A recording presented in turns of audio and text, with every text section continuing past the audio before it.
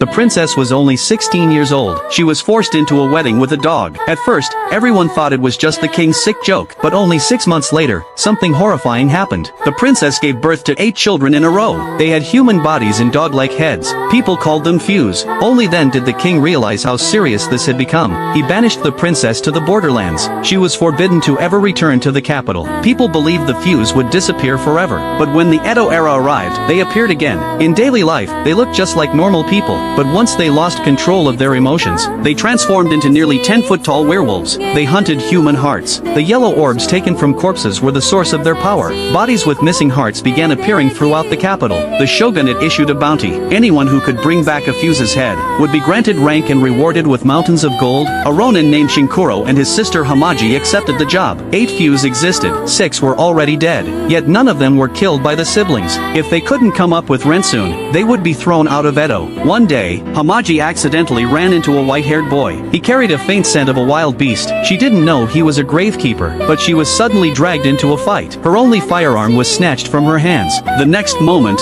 the boy used that very weapon to defeat all the pursuing samurai. As soon as Hamaji reclaimed her gun, new samurai arrived. They mistook her for an accomplice of the fuse. With no choice left, the boy fled with her. After escaping, Hamaji realized she was lost. She couldn't read. She had only recently come to Edo to find her brother. She asked the boy for help. Because the address was written in her letter, he agreed to take her home. As they traveled together, Hamaji slowly fell in love with him. Eventually, she reunited with her brother. The next day, the siblings set out again to hunt the fuse, but Hamaji got separated from him. She was harassed by women from a brothel. Just in time, the white-haired boy appeared and saved her. He had a kimono custom-made for her. It was the first dress she had ever owned. He said it was a return gift. On the way back, he felt something new. For the first time since his mother, he developed feelings for a human. At the same time, he desperately craved the orb inside Hamaji's body. His reason nearly collapsed. If Hamaji hadn't turned back in time, a terrible tragedy would have occurred. That night, Hamaji finally found her brother.